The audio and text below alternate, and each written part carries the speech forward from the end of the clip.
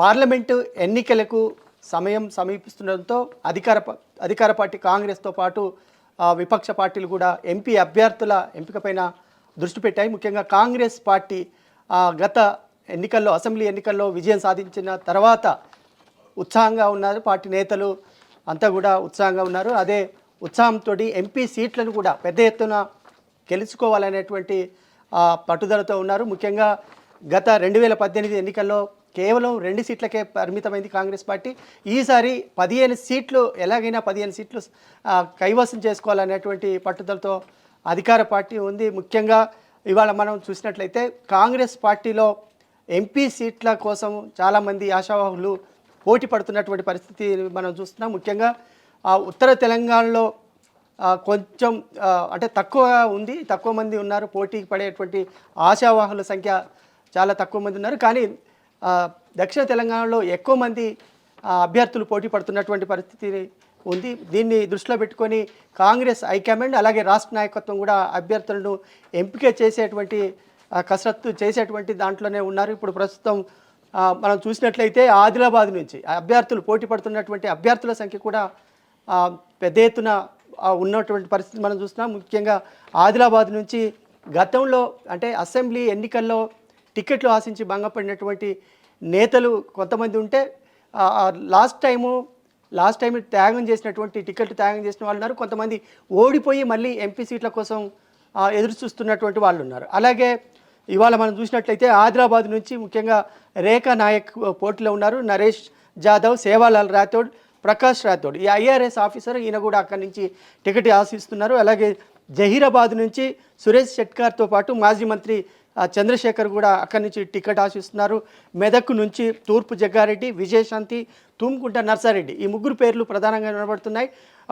మెదక్ నుంచి మాజీ ముఖ్యమంత్రి మాజీ ముఖ్యమంత్రి కేసీఆర్ పోటీ చేస్తారనేటువంటి ప్రచారం జరుగుతున్నటువంటి నేపథ్యంలో అక్కడి నుంచి జగ్గారెడ్డిని బరిలోకి దింపుతారనేటువంటి ప్రచారం జరుగుతుంది.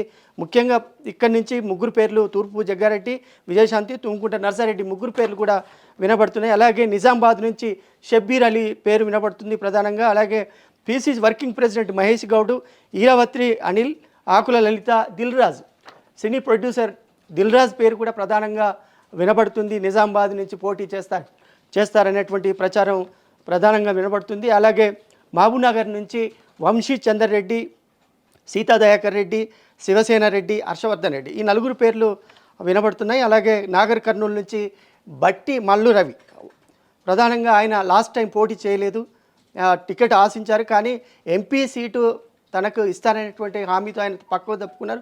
ఖచ్చితంగా ఈసారి నాగర్ కర్నూలు నుంచి మల్లు రవి పోటీ చేసేటువంటి అవకాశం ఉంది. ఆయనతో పాటు సంపత్ కుమార్ పోటీ పడుతున్నారు. మంద జగన్నాథం, మాజీ ఎంపీ మంద జగన్నాథం, ఇటీవల బీఆర్ఎస్ నుంచి కాంగ్రెస్లో చేరినటువంటి మాజీ ఎమ్మెల్యే అబ్రహాం కూడా అక్కడి నుంచి ఎంపీ టికెట్ ఆశిస్తున్నారు. ఇక సికింద్రాబాద్ నుంచి అంజన్ కుమార్ యాదవ్, మాజీ ఎంపీ అంజన్ కుమార్ యాదవ్ లేదా ఆయన తనయుడు అనిల్ కుమార్ యాదవ్కు టికెట్ ఇస్తారనేటువంటి ప్రచారం జరుగుతుంది. అలాగే హైదరాబాద్ నుంచి ఫిరోజ్ ఖాన్ లేదా మస్కత్ అలీకి ఇద్దరు పేర్లు ప్రధానంగా వినపడుతున్నాయి. వీరిలో ఒకరిని ఎంపిక చేసేటువంటి అవకాశం ఉంది.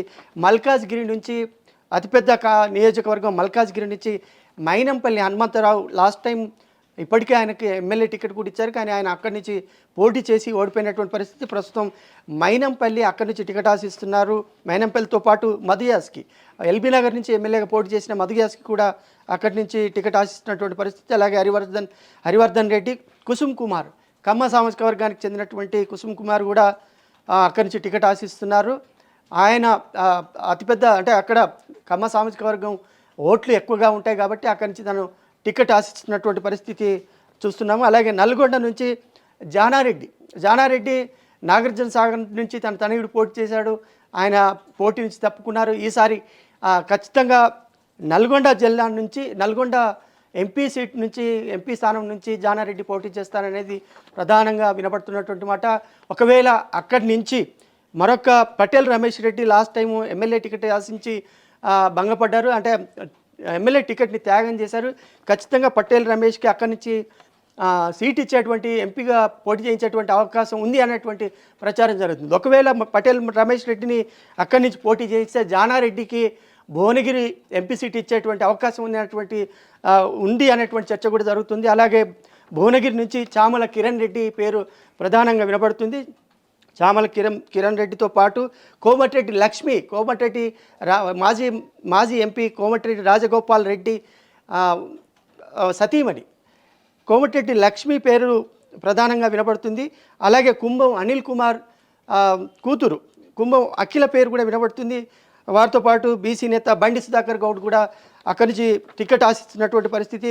చేవెళ్ళ నుంచి శివసేన రెడ్డి, ఎన్ఆర్ఐ రాహుల్, అలాగే కేఎల్ఆర్, చిగురింత పారిజాత. కేఎల్ఆర్ లాస్ట్ టైం మనం చూసాం, లాస్ట్ టైం టికెట్ తీసుకున్నారు. అసెంబ్లీ ఎన్నికల్లో ఆయన టికెట్ ఇచ్చారు. మహేశ్వరం నుంచి పోటీ చేసినటువంటి పరిస్థితి. అలాగే గతంలో మహేశ్వరం నుంచి టికెట్ ఇస్తామని చెప్పి బీఆర్ఎస్ నుంచి చేర్చుకున్నారు. చిగురింత పారిజాత ఆమెకు టికెట్ ఇవ్వలేదు. ఆమె కూడా చేవల్లి నుంచి ఎంపీ టికెట్ ఆశిస్తున్నటువంటి పరిస్థితిని మనం చూస్తున్నాం. పెద్దపల్లి నుంచి గడ్డం వివేక్, గతంలో గడ్డం వివేక్ అక్కడి నుంచి పోటీ చేశారు. కానీ ఈసారి ఆయన ఎమ్మెల్యేగా పోటీ చేసినటువంటి పరిస్థితి. సో ఆయన తనయుడు గడ్డం వంశీకృష్ణకి టికెట్ ఆల్రెడీ కన్ఫర్మ్ అయిందని, అంటే ఆ హామీతోనే వాళ్ళు బీజేపీ నుంచి కాంగ్రెస్లో చేరేటటువంటి ప్రచారం జరిగింది. ఖచ్చితంగా వంశీకృష్ణకి పెద్దపల్లి టికెట్ ఇచ్చేటువంటి అవకాశం ఉన్నట్టుగా ప్రచారం జరుగుతుంది. ఇక కరీంనగర్ నుంచి పొన్నం ప్రభాకరు గతంలో కాంగ్రెస్ నుంచి పోటీ చేశారు, ఎంపీగా పనిచేశారు. సో ఆయన ప్రస్తుతం హుస్నాబాద్ నుంచి ఎమ్మెల్యే గెలిచినటువంటి పరిస్థితి. ఆయన స్థానంలో ఎవరికి అవకాశం ఇస్తారనేటువంటి ప్రచారం జరుగుతుంది. ముఖ్యంగా కరీంనగర్ నుంచి బల్మూరు వెంకట్ పేరు వినపడుతుంది. అలాగే ఎమ్మెల్సీ జీవన్ రెడ్డి, ఉదయానంద రెడ్డి పేరు కూడా ప్రధానంగా వినపడుతుంది. అలాగే రోహిత్ రావు పేరు కూడా వినిపిస్తున్నటువంటి పరిస్థితి.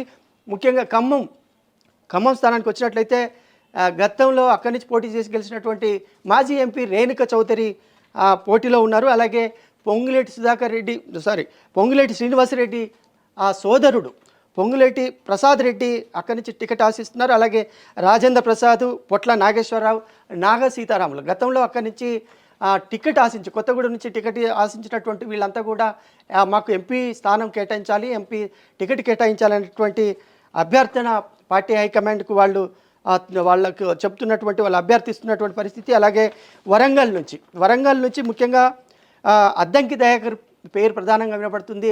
ఆయన తుంగతుర్తి నుంచి టికెట్ ఆశించారు, కానీ ఆయనకు ఈసారి టికెట్ కేటాయించలేదు, టికెట్ త్యాగం చేశారు. కాబట్టి ఖచ్చితంగా వరంగల్ నుంచి అద్దంకి దయాకర్కి ఎంపీ స్థానానికి పోటీ చేసే అవకాశం రావచ్చు అనేటువంటి ప్రచారం జరుగుతుంది. అలాగే దొమ్మాటి సాంబయ్య పేరు వినపడుతుంది. మాజీ ఎంపీ సిరిసిల్ల రాజయ్య, అలాగే సర్వే సత్యనారాయణ గతంలో మల్కాజ్గిరి నుంచి పోటీ చేసి ఎంపీగా పనిచేసినటువంటి సర్వే సత్యనారాయణ కూడా వరంగల్ నుంచి టికెట్ ఆశిస్తున్నారు.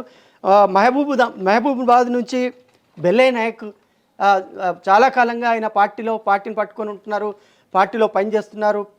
బెల్లయ్య నాయక్కి ఈసారి అవకాశం కల్పించేటువంటి అవకాశం ఉందనేటువంటి చర్చ జరుగుతుంది. అలాగే బలరాం నాయక్, నెహ్రూ నాయక్ వీళ్ళిద్దరు కూడా అక్కడి నుంచి టికెట్ ఆశిస్తున్నటువంటి పరిస్థితి. మొత్తానికి కాంగ్రెస్ పార్టీలో గతంలో ఎమ్మెల్యే టికెట్లు ఆశించి రానటువంటి వాళ్ళు ఎంపీగా పోటీ చేసేటువంటి అవకాశం ఇవ్వాలని చెప్పి హైకమాండ్ని అభ్యర్థిస్తున్నారు. అలాగే రాష్ట్ర నాయకత్వాన్ని కూడా వాళ్ళు అభ్యర్థిస్తున్నటువంటి పరిస్థితి. గతంలో పోటీ చేసి ఓడిపోయిన వాళ్ళు కూడా టికెట్ అడుగుతున్నారు. సో ఈ నేపథ్యంలో కాంగ్రెస్ పార్టీ ఏ రకంగా అభ్యర్థులను పరిశీలిస్తుంది, ఏ రకంగా సీట్లు కేటాయిస్తుంది. ఇప్పటికే ముఖ్యమంత్రి రేవంత్ రెడ్డి చెప్పారు, గతంలో ఎమ్మెల్యే టికెట్ త్యాగం చేసిన వాళ్ళకే అవకాశం కల్పిస్తాం. ఇటు ఎంపీ సీట్లు కావచ్చు, అటు కార్పొరేషన్కి సంబంధించినటువంటి ఎమ్మెల్సీలు కావచ్చు, కార్పొరేషన్ సంబంధించిన చైర్మన్లకు సంబంధించినటువంటి పదవులు కావచ్చు, అవన్నీ కూడా గతంలో టికెట్ త్యాగం చేసిన వాళ్ళకి ముందుగా అవకాశం కల్పిస్తామని చెప్తున్నటువంటి పరిస్థితి ఉంది. సో మరో 2 నెలల్లో ఎన్నికలు జరగబోతున్నాయి. ఇప్పటికే కసరత్తు మొదలుపెట్టింది కాంగ్రెస్ హైకమాండ్. ఖచ్చితంగా ఈసారి 15 సీట్లు గెలుచుకోవాలి. లాస్ట్ టైం 2 సీట్లు గెలుచుకున్నాం, ఈసారి 15 సీట్లు గెలుచుకోవాలనేటువంటి పట్టుదలతో ఉంది. ఖచ్చితంగా కాంగ్రెస్ హైకమాండ్తో పాటు రాష్ట్ర నాయకత్వం కూడా పూర్తిగా ఎంపీ స్థానాలకు సంబంధించినటువంటి అభ్యర్థుల ఎంపికపై పూర్తి స్థాయిలో దృష్టి పెట్టారని చెప్పుకోవచ్చు.